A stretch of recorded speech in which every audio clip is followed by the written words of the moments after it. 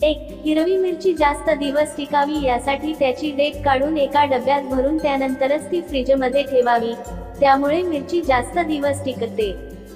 2. तांदूळ शिजवताना लिंबाचा रस घाला, भात पांढरा होतो। 3. अंडी उकडताना पाण्यात 1 चमचा मीठ टाकले तर अंडी पाण्यात फुटत नाही आणि छान शिजली जातात। 4.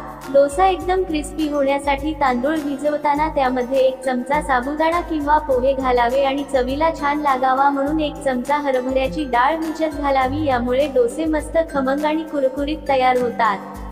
5. ढोकळ्याचे मिश्रण फेटत असताना त्यामध्ये 1 चमचा तेल घालावे, त्यामुळे ढोकळा खाताना जास्त कोरडा लागत नाही आणि स्पंजी ढोकळा तयार होतो। 6. मेंदू वडे करताना वड्याचे पीठ पातळ झाल्यास त्यात बारीक रवा मिसळावा, वडे मस्त छान कुरकुरीत होतात। 7. कुकर लावताना त्यामध्ये 1 चमचा लिंबाचा रस किंवा लिंबाचा छोटा तुकडा टाकावा, म्हणजे कुकर काळा पडणार नाही।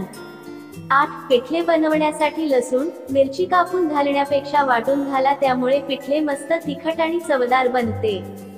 9. जेवण झाल्यावर लगेचच अंघोळ करू नये, यामुळे पचनशक्ती मंद होते। 10.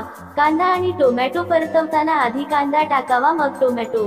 11. धिरडे, डोसा, थालीपीठ बनवताना कांदा चिरून घालण्याऐवजी किसून टाकावा, त्यामुळे पदार्थ अतिशय कुरकुरीत स्वादिष्ट होतो। 12. दही लावण्यासाठी विरजण असेल तर कोमट दुधात हिरवी मिरची घालून रात्रभर ठेवा, सकाळी दही तयार होईल। 13. भात हा दिवसाचा खाल्ला पाहिजे, जर तुम्ही फ्रीज मध्ये ठेवलेला भात खात असाल तर शरीरामध्ये फॅट्स जमा होऊ लागतात, तसेच पोटात गॅस, अपचन, बद्धकोष्ठता होते। 14. पातळ केस दाट करण्यासाठी अव्होकॅडो आणि केळीचा गर एकत्र करून यामध्ये 1 चमचा ऑलिव्ह ऑइल घालावे आणि ही पेस्ट केसांना लावून 30 ते 40 मिनिटे ठेवावी, याने केस दाट होऊ लागतील।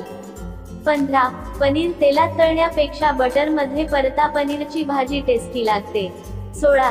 चहासोबत चपाती खाल्ल्याने पोटात सूज आणि ऍसिडिटीचा त्रास होऊ शकतो। 17. उंची वाढवायची असेल तर पालकची भाजी खा, यांनी उंची वाढते। 18. जमिनीवर झोपल्याने संधिवाताचा त्रास होऊ शकतो। 19. कुठेही अचानक पोट दुखू लागल्यास कोमट पाण्यात काळे मीठ टाकून घ्या, लगेच पोट दुखण्याचे कमी होते। 20. छातीत दुखत असेल किंवा ऍसिडिटीचा त्रास असेल तर लिंबू सरबत प्या। संपूर्ण व्हिडिओ पाहिल्याबद्दल तुमचे खूप खूप धन्यवाद। वरील टिप्स तुम्हाला उपयोगी वाटल्या असतील तर व्हिडिओला लाईक नक्की करा, त्यासोबत आपल्या फ्रेंड्स फॅमिली सोबत शेअर करा आणि अशाच नवनवीन माहितीसाठी आपल्या एकविरा किचन या चॅनलला सबस्क्राईब नक्की करा।